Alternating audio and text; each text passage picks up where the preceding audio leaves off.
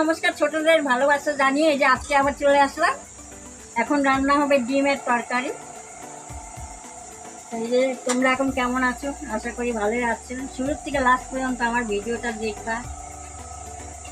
আর এই ভিডিওটা দেখার জন্য তোমাদের অনেক অনেক ধন্যবাদ। একটু কষ্ট করে দেখো বলে তোমাদের আমি ধন্যবাদ বললাম। এরকমই দেখবা কষ্ট করে আমার ভিডিওটা। এই যে এখন ভাতটা বসিয়েছে, ভাতটা হবে, তারপরে ডিমের তরকারি রান্না করবো। আজকে ডিমের তরকারি আর ভাতই করলাম। তেল দিলাম, ডিমগুলো ভাজবো আগে। আজকে মশলা দিব না, আদা রসুন টসুন, এমনি জিরার গুঁড়ি, লঙ্কার গুঁড়ি এগুলা দিই। কত মশলা খাবো, ভালো না বেশি মশলা খাওয়া। কখনো কখনো এরকম খেতে হয়।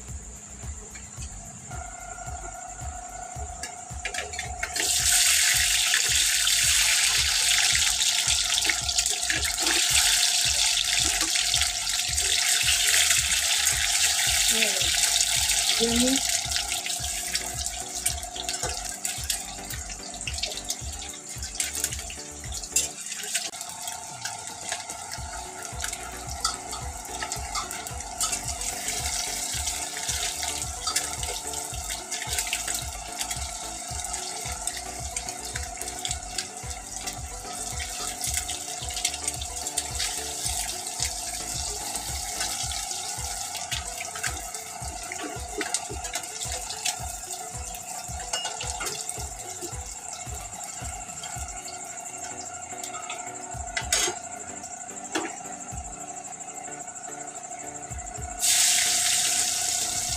পেঁয়াজগুলো দিলাম।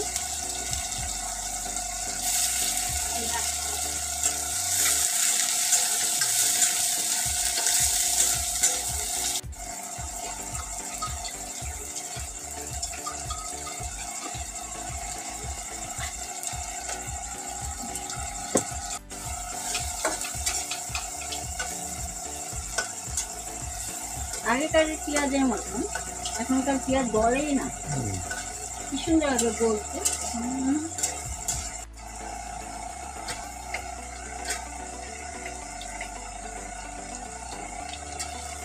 গুঁড়া দিলাম, লঙ্কার গুঁড়া, জিরার গুঁড়া, এবার মিট মশলা, সেগুলো দিয়ে রান্না হবে।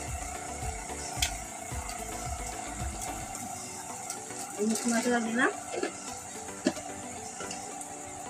একটু জল দিয়ে একটুখানি করতে হবে, কারণ গুঁড়ি মশলা তো।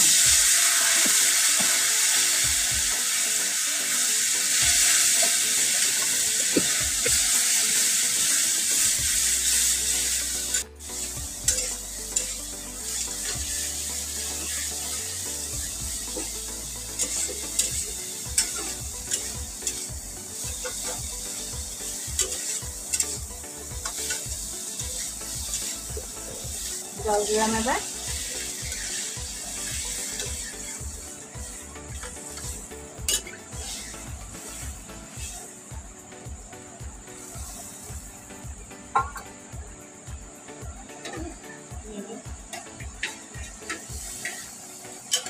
ডিমগুলো দিলাম, ফুটুক আগে ভালো মতো।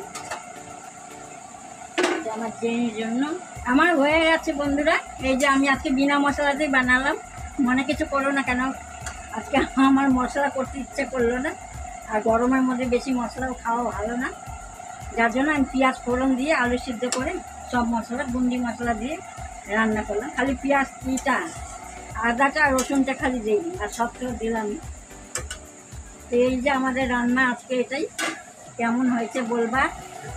তোমাদের আমি একদম হাত জোর করে বলছি, তোমরা একটা সাবস্ক্রাইব করে দিও, লাইক করে দিও, আর আমার পাশে থাকবা। এরকম করে শুরু থেকে আমার ভিডিওটা লাস্ট পর্যন্ত দেখবা কষ্ট করে।